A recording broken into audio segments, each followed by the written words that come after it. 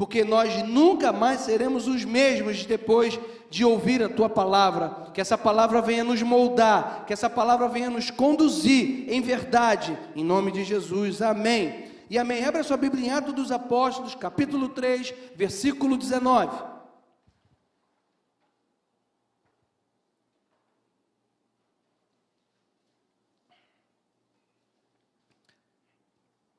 Diz assim: arrependei-vos, pois, e convertei-vos, para que sejam apagados os vossos pecados, de sorte que venham os tempos de refrigério da presença do Senhor. Você pode sentar.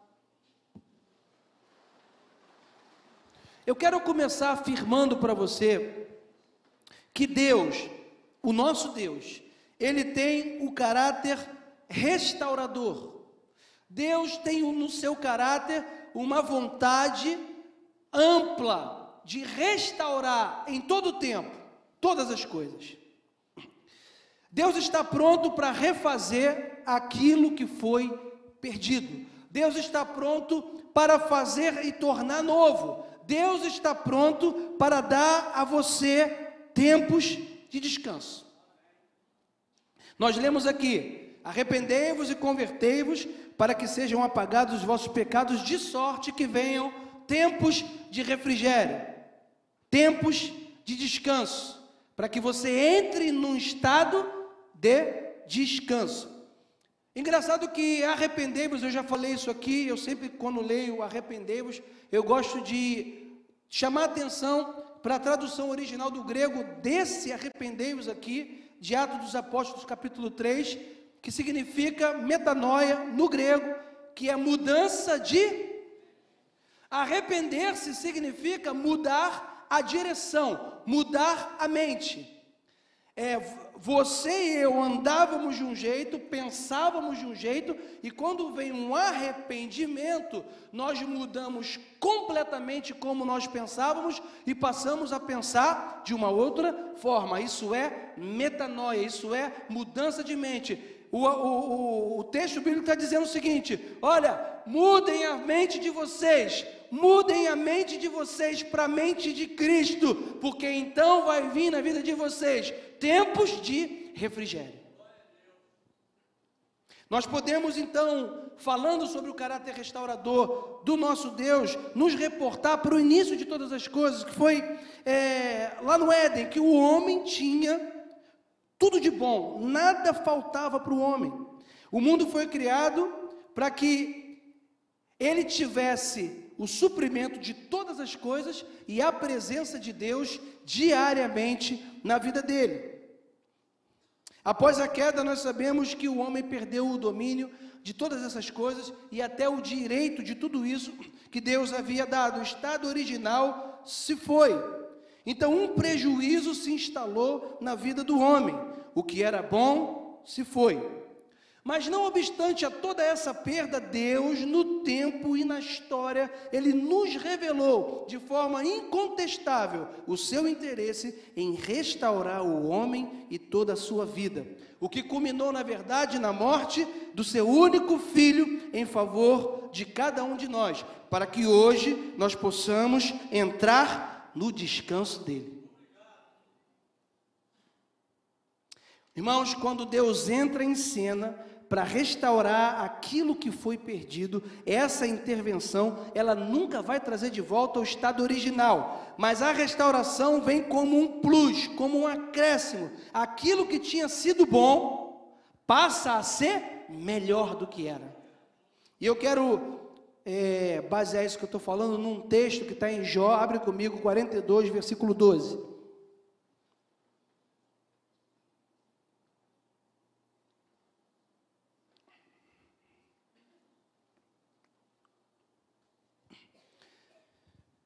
Você sabe o contexto disso aqui, você conhece o personagem Jó. Se você não conhece, rapidamente eu vou te falar. Jó era um homem justo, um homem temente a Deus, e diz a palavra de Deus que Satanás se apresenta a Deus para poder falar sobre Jó, e Jó é tocado em muitas coisas, na verdade, em coisas materiais e também na questão emocional. Jó perde sua família, Jó perde os seus bens, ele perde a vida que ele levava, e depois que acontece que ele tem essa experiência, você vai perceber, se você ler todo esse livro, que tudo isso que Jó passou, todo esse sofrimento, toda essa questão que Jó passou, ele passou porque ele não conhecia Deus de verdade. Isso no final você vai ver.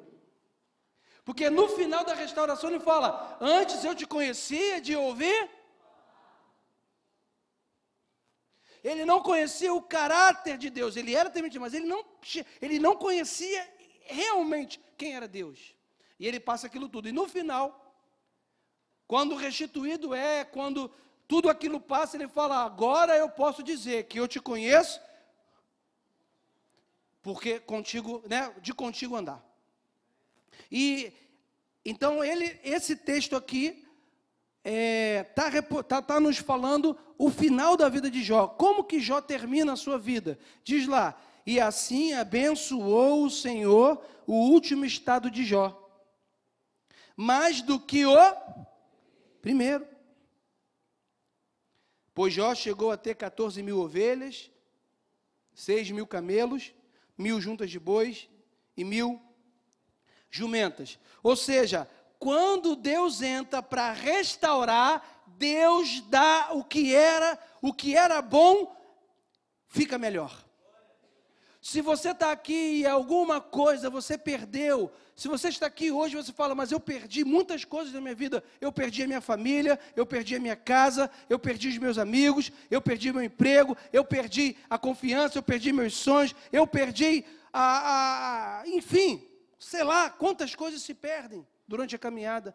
Mas eu quero dizer para você, não interessa o que você perdeu, interessa que você hoje está diante de um Deus que tem o poder para restaurar qualquer coisa que você perdeu. E vou te dizer mais ainda, para fazer que a partir de hoje a sua vida seja melhor do que foi ontem, e nunca você vai viver um estado tão bom quanto a partir de agora. Porque foi isso que Deus fez. Deus tem um caráter restaurador. Irmão, é sempre assim, é sempre 7 vezes, é sempre 100 vezes. Não importa o número que nós estamos falando, mas importa o princípio. E os discípulos de Jesus, eles inquiriram ele sobre o fato de um momento terem largado tudo para seguir Jesus. E Jesus, ele responde para eles exatamente no mesmo princípio que nós lemos de Jó. Lá em Marcos 10, capítulo 10, versículo 29, diz assim: e respondeu Jesus: em verdade vos digo, que ninguém há que tenha deixado a casa, irmãos, irmãs, mãe, pai, filho, campos, por amor de mim e do Evangelho, que não receba 100 vezes tanto no céu. Amém? Nada. Não é no céu, não. Aonde que é? Já neste tempo. Em casas, irmãos, irmãs, mães, filhos, campos com perseguições, e no mundo vindouro, na vida eterna. Ou seja, você já vai começar a receber em vida e também na eternidade. Porque às vezes nós, como crentes, nós achamos que a bênção, a graça de Deus sobre a nossa vida somente vai se revelar quando nós estivermos no céu. Também, óbvio, evidente, lá vai ser muito maior e nós não podemos nem mensurar como será. Mas a verdade é que o homem de Deus, a mulher de Deus, já nessa terra, pode viver sim o melhor e comer o melhor dessa terra.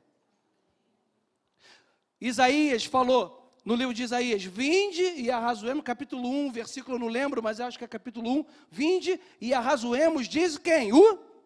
Ainda que os vossos pecados sejam vermelhos como carmesim, eu os tornarei branco como a lã. Se quiser, aí, irmão, tem o se. Condição. Essa condição fala de quê? De condição. Se você quiser, se você me ouvir, e o ouvir é ouvindo e retendo essa palavra, se você quiser, e se você ouvir, você vai comer o melhor dessa terra. Quem quer comer o melhor dessa terra? Irmão, comer o melhor dessa terra é ter uma família abençoada, é ter uma família equilibrada, é ter uma mente equilibrada, é ter uma mente renovada na palavra de Deus, é ter relacionamentos sadios no trabalho, na igreja, em casa, onde você estiver, você come o melhor dessa terra, porque, irmãos, um relacionamento sadio em qualquer lugar desse planeta que nós estivermos, traz paz para a nossa vida. E comer o melhor dessa terra, às vezes, a gente só acha que comer o melhor dessa terra é ter muito dinheiro.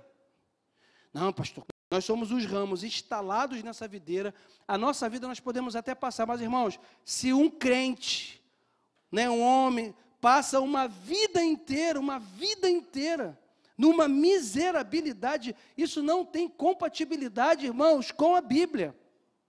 Aí o cara, não, mas o apóstolo Paulo passou fome. É verdade. Ele mesmo diz isso, mas o apóstolo Paulo viveu com fome?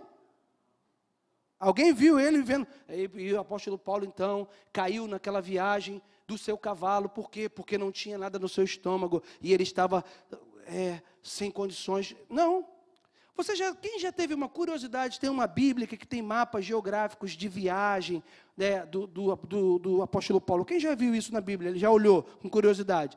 Você viu as distâncias que o apóstolo Paulo cruzou para pregar o evangelho? Se você não viu, bota no Google, dá uma olhada. Você acha, irmão, que para fazer esse tipo de viagem o apóstolo Paulo fez como? Com carruagem de fogo? Ele teve que pagar a passagem aérea, no caso, né, seria hoje, só que no caso era de navio. Se hoje você quiser fazer um tour, um transatlântico, né, sentar no transatlântico, para poder conhecer, vamos ver aqui, as ilhas do Caribe. Aleluia. Quem quer sofrer pelo evangelho lá, irmão? Eu fico, o Senhor me manda para lá como missionário, Pai. Eu brinco com os irmãos, sempre que eu faço uma viagem aqui na igreja, que eu levo alguém comigo, né? Eu levo um diácono, eu levo um irmão, e a gente está lá, nessa viagem, quando a gente senta para comer, eu falo assim, é isso aí, tá vendo? Importa sofrer pelo evangelho. É, pastor, quando você sofrer, me traz.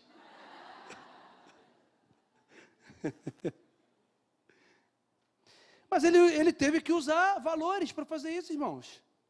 Por quê? Eu estou querendo dizer para você que nós seremos sempre supridos em todas as coisas em Cristo Jesus. A despeito de entendimentos até contrários àquilo que eu estou falando, eu apresento de verdade um profundo respeito a quem pensa ao contrário, não critico, mas, irmãos, eu digo uma coisa, eu vou viver isso que eu estou falando. Se alguém quer viver de uma outra forma, eu respeito, né? Quando chegar lá no céu, eu falo assim, pai, bem que tu tinha razão, pai, por que lá também eu já não comecei a viver o que era para viver? Mas também, no céu lá, a gente fala, tudo bem, já estamos no céu, está tudo certo.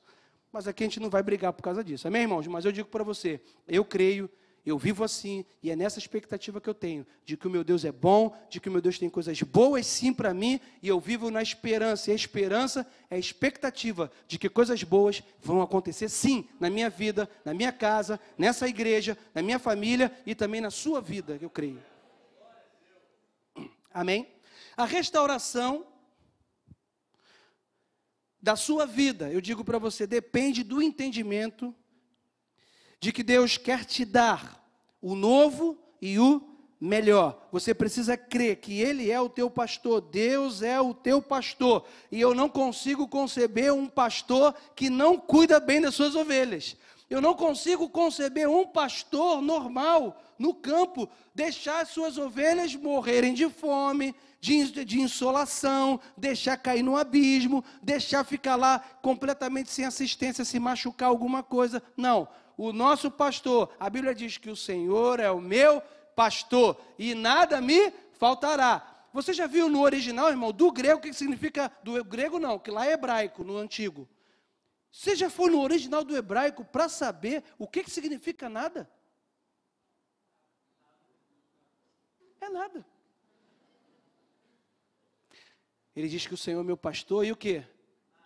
Se alguma coisa está faltando, você falar, Senhor, tua palavra diz que não pode faltar, porque é nada que pode faltar. Não pode faltar paz na tua vida, não pode faltar alegria na tua vida, não pode faltar esperança na sua vida, não pode faltar força na sua vida, não pode faltar expectativa, não pode faltar nada na tua vida. Para de viver uma vida todo morumbento.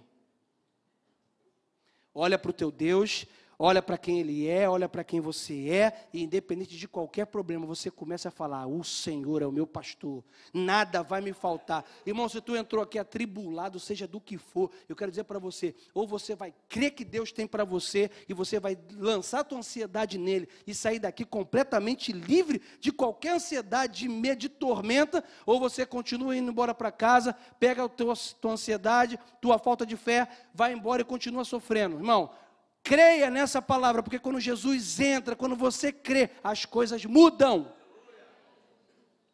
Quem quer mudança, quem quer restauração, tem que se chegar a Deus e tem que crer que Ele é poderoso para te restaurar. Amém?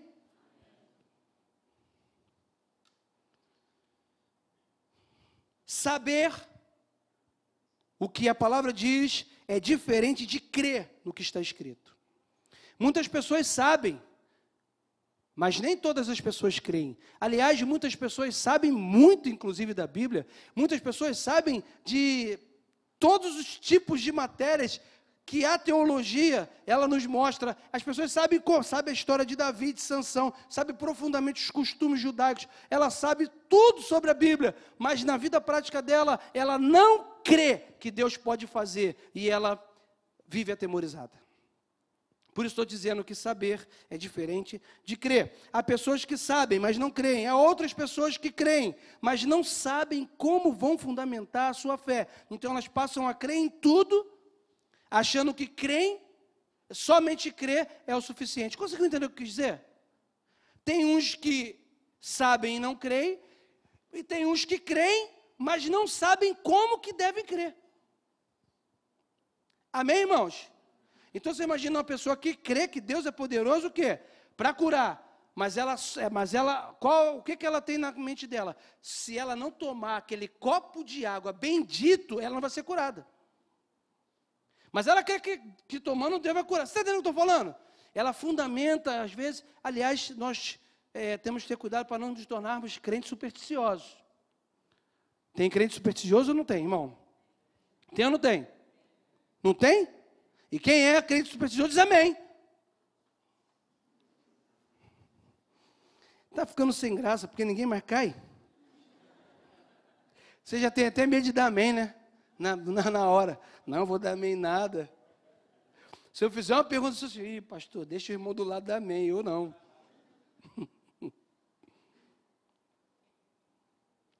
Por exemplo, eu quero dizer sobre isso que eu estava falando. Todos sabem que o Senhor é o nosso pastor, mas é preciso crer que Ele é o teu pastor individual.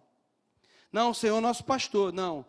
Ele é o teu pastor, Ele trata de você individualmente, Ele te chama pelo teu nome. É você, é a Juliana, é o Mário, Deus trata assim, o Mário, é o Mário, é a Elizabeth, é o Pedro, é o Lucas. Ele olha para você assim, o tratamento nosso de Deus conosco é VIP. A gente não consegue entender. Mas, irmãos, Ele é o Deus onisciente, onipresente, onipotente. Ele trata comigo, com você individualmente. Ele sabe do que. Ele se inclina para ver o que acontece na terra. Eita, ferro, irmão. Tu está aqui, achando que está passando batido de Deus, mas Deus conhece completamente a tua vida. Sabe do que você precisa, o que você faz. Lá no interior, no teu interior, Ele sabe do que você precisa.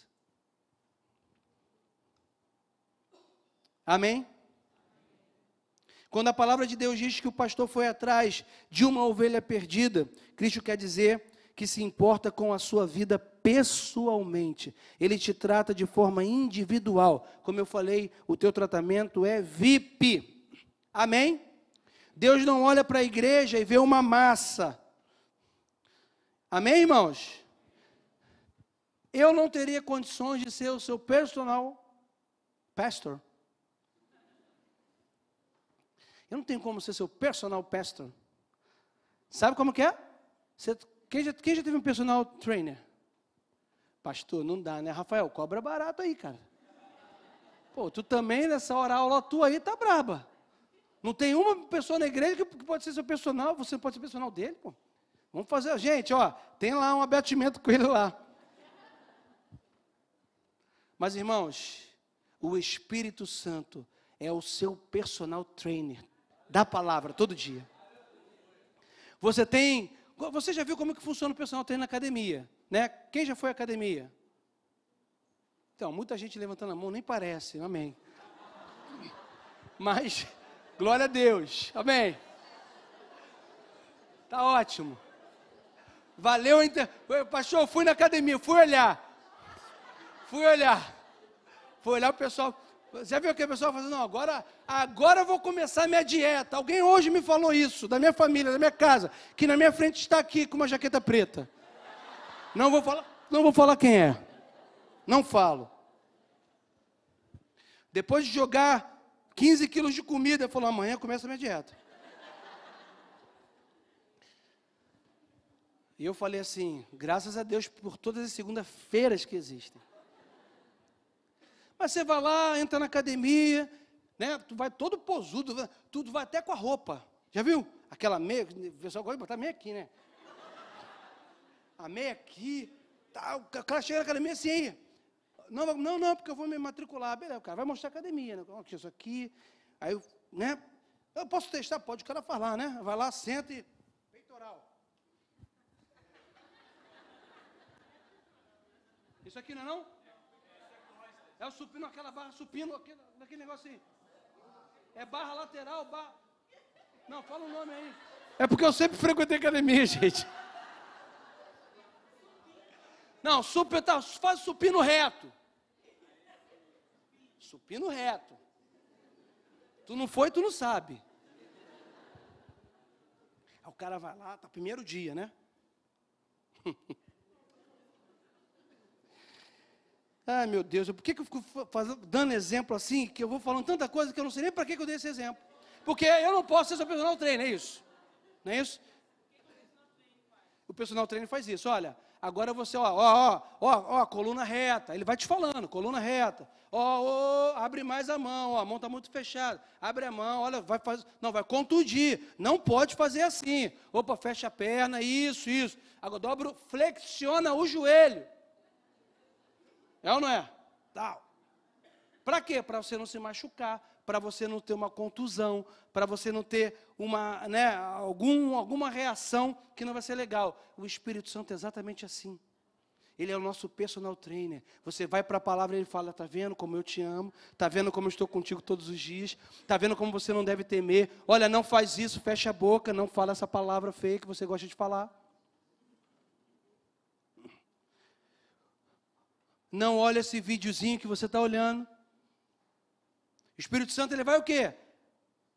Ele vai nos falando como nós temos que fazer. E aí, o que acontece? O nosso músculo espiritual da fé vai crescendo. Nós vamos ficando forte, vamos ficando resistente. E na caminhada, quem faz exercício físico todos os dias, irmãos? Quem cuida da sua saúde nessa área, você pode caminhar, você vai resistir mais. Se você tiver que correr, você vai correr. Se tiver que subir uma escada, porque o elevador pifou, tu vai subir, sem problemas. É ou não é? Assim é na nossa vida espiritual. Quando você começa a meditar, a ler, a colocar essa palavra para dentro, você vai exercitando a sua fé como se fosse um músculo. Você vai crescendo em fé, crescendo em fé. E quando as adversidades vêm, quando as situações vêm contra você, o nosso inimigo vai com um negócio contra você. Você forte, resiste. Você desmalhado, ou seja, sem malhar, desmalhado eu inventei. Eu gosto de inventar palavras. Me dá licença. Essa é a minha licença poética ao momento que eu estou pregando. Desmalhado tu não aguenta. Desmalhado, gente, gostei, sabia? Porque entra para a história também, sabia? O desmalhado, o pessoal fica aí, pastor, desmalhado. Tá. Bota no Face, desmalhado. KKKKK.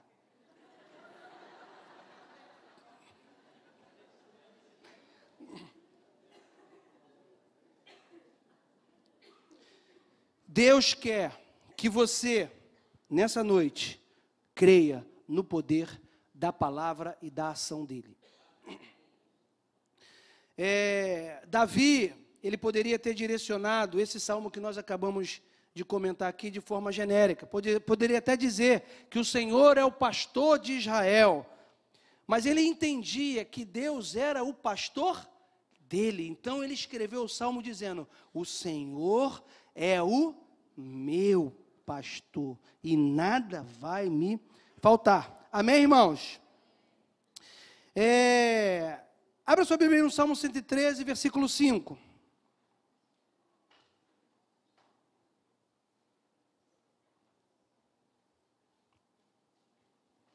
Esse então é um momento na sua vida que Deus quer restaurar, irmãos, aquilo que foi perdido na sua vida. Ele quer que você entre no descanso dele. Por quê? Porque Deus tem o caráter de restaurar. Ele é perito em reconstrução. Deus está empenhado nas suas necessidades, sim. Salmo 113, 5 diz assim: quem é semelhante ao Senhor, nosso Deus, que tem o seu assento nas alturas, mas que se inclina para ver o que está no céu e na terra. Aí ele diz: ele levanta do pó o pobre, e do monturo ele ergue o necessitado. Ele dos céus, da sua glória, do seu poder, ele olha para os céus, ele olha para a sua vida e para a minha vida, e ele vê se eu ou você estamos de alguma forma, em algum momento difícil, estamos caídos, estamos sem possibilidade de levantar, estamos necessitados. Ele olha para a gente, porque Ele tem um caráter restaurador, porque Ele quer restaurar, Ele tem prazer nisso na nossa vida. Ele olha para você, e quando você ouve a voz dEle, você aceita essa voz, Ele faz o trabalho que Ele gosta de fazer, que é restaurar. Ele ergue do monturo o necessitado. Se você entrou aqui necessitado em alguma área na sua vida, saiba que existe um Deus que está olhando para você, e que nessa noite Ele quer erguer você do monturo. Eu não li o resto do texto, mas diz que para o fazer assentar ao lado dos príncipes. Sim, os príncipes do seu povo. E se você quisesse combinar esse salmo com versículos do Novo Testamento, você poderia entender quando a palavra de Deus diz que Ele nos constituiu reino e sacerdotes, né? Fomos criados, nós somos considerados reino e sacerdotes, príncipes. Os príncipes do seu povo. Ele ergue aquela pessoa que aceita essa palavra, que entrega a vida dele. Ele faz dela uma nova criatura. Isso significa reerguer do monturo também esse necessitado. E aí ele o faz assentar ao seu lado. Começa a chamar de amigo, de filho de Deus, de amado, de justo, de restaurado, justificado. É o que nós somos, é o que Ele fez conosco. Ele nos restaurou. Ele é um Deus restaurador. Ele restaura aquele que ainda não entregou a sua vida a Ele, mas Ele também restaura a vida daquele que já entregou a sua vida, mas que por algum motivo está caído, foi derrubado por alguma situação. Ele restaura, Ele está aqui para restaurar o que foi perdido. E o interessante que Deus faz é o seguinte, que Ele joga no mar do esquecimento os nossos pecados. Ele não lembra. Irmão, é assim, porque o inferno, ele quer trazer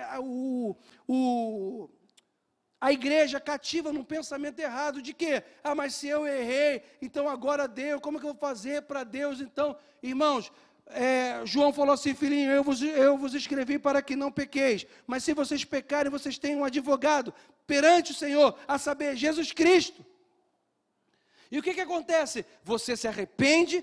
É o que? Metanoia. Você não é ter remorso, é se arrepender, você muda a sua mente, e, irmãos, a partir daquele dia, de hoje, você esquece o que de hoje para trás, você esquece tudo da sua vida, e você começa a escrever hoje uma nova história com Deus. A nossa vida com Deus é assim, irmãos, você vai esquecendo das coisas que para trás ficam, eu caminho em direção ao alvo. Se ontem foi ruim, esquece, olha para frente, alegre-se na esperança da glória de Deus. Esquece o passado, olha para frente, esquece do que para trás passou, e olha para o alvo, não desiste, caminha, Deus está contigo. As pessoas ficam presas ao passado. Não, pastor, mas ontem eu briguei. Eu falei, não foi ontem. Foi, tu pediu perdão? Pedi. Então foi ontem. A partir de hoje você não briga. A partir de hoje você não fala. A partir de hoje você não xinga. A partir de hoje você não transa antes do casamento. A partir de hoje você não adultera. A partir de hoje você não vê pornografia. A partir de hoje, seja um homem, uma mulher de Deus. Pronto. Esquece. Mas, irmãos, não. As pessoas largam a obra de Deus. Isso foi um negócio legal que eu ouvi, foi até a Amanda que falou. E eu falei, é verdade. Às vezes você está na igreja de pessoas, por causa de um erro, por causa de um pecado, por causa de uma situação nesse tipo, elas decidem largar a obra de Deus. Não, pastor, eu estou largando aqui a obra de Deus porque eu não vou botar as coisas na mão de Deus com a minha mão desse jeito. Está certo, é isso mesmo. É isso mesmo se você decidiu que você quer continuar vivendo assim. Tem que largar mesmo. Tem que largar. Agora, se você falar assim, meu Deus, pequei, errei, não largue a obra de Deus, largue o pecado. Você larga o pecado e você continua fazendo a obra de Deus. Mas as pessoas não, elas querem continuar com o pecado e largar a obra de Deus. Conseguiu compreender? Irmãos, nós temos que largar o pecado, mas a obra de Deus, a gente não tira a nossa mão. Sabe por quê, irmãos? Isso tudo que eu estou falando está baseado na Bíblia. Aquele que coloca a mão no arado, não olhe para, porque não é digno de mim se fizer isso. Pegou aí? Doeu? Mesmo que doa, ele também é o remédio, ele é a cura. Há um bálsamo em Gileade. Há remédio em Gileade.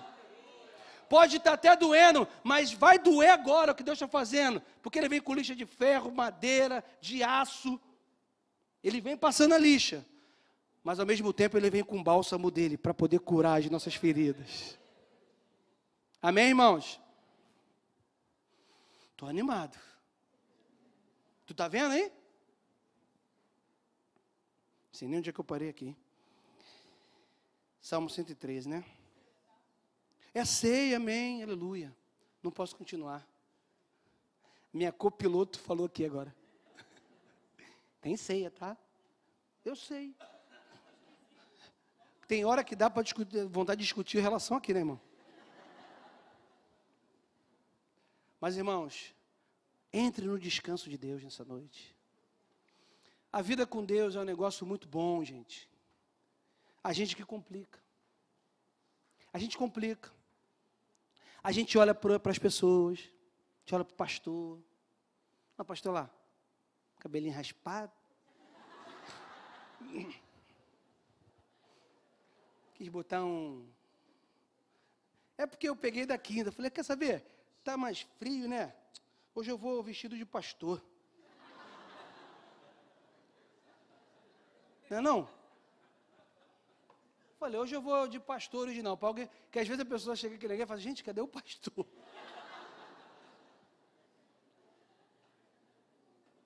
Esqueço da irmã que falou isso para mim. Cheguei aqui na igreja, pastor. Entrei na igreja, tudo apagado. Eu falei, ih, rapaz, esse negócio é boate. Está amarrado.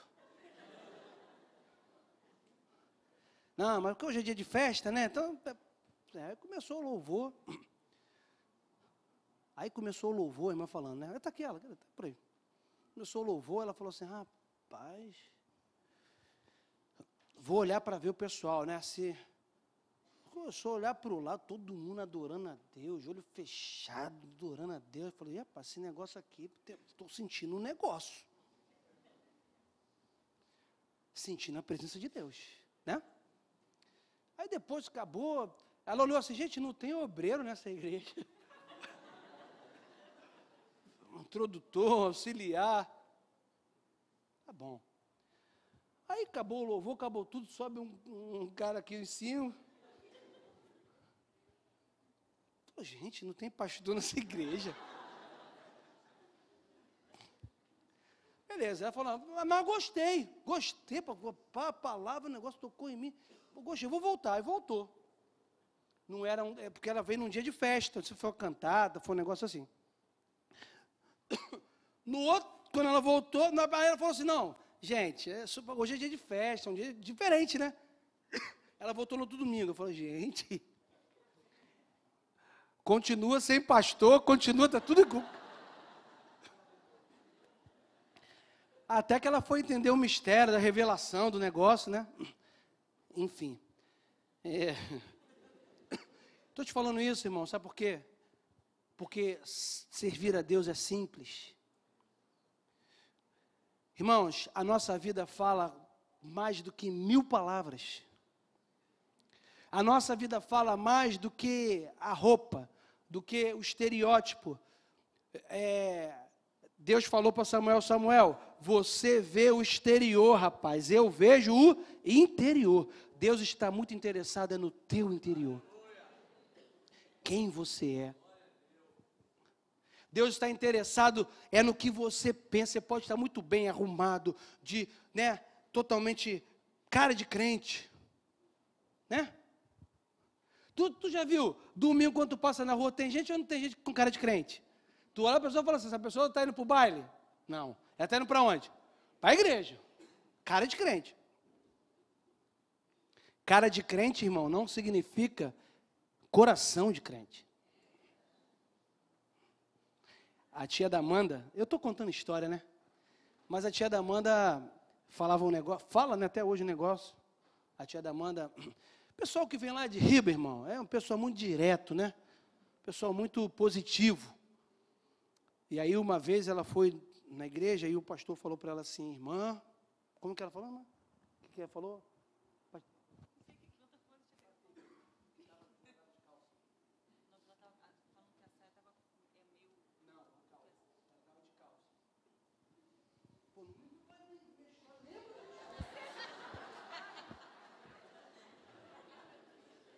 Tu não sabe de nada, é do vestido. É do vestido. Isso daí.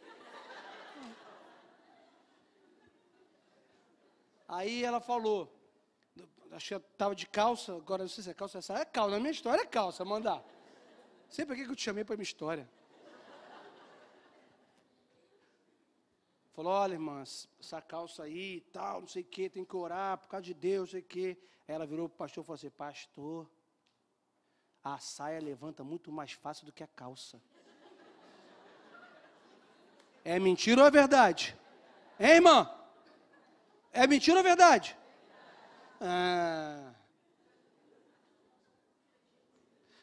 O negócio é isso aqui, irmão, ó. É coração. Não tem roupa que não se tire. Pode ser calça, camisa de forro, pode ser o que for. Tira ou não tira, irmão? Mas com o coração firmado nele, irmão. Conseguiu compreender, né? O mistério. Amém. Vamos participar do dízimo. Ai, Jesus. Eu acho que Deus está falando nessa noite, irmão. Estou achando que Deus está falando. Mas nós vamos participar da ceia do Senhor, nesse momento. Eu queria que você, agora fechasse seus olhos, né? Que você... É uma explicação que vai aqui sobre a ceia do Senhor, que quem participa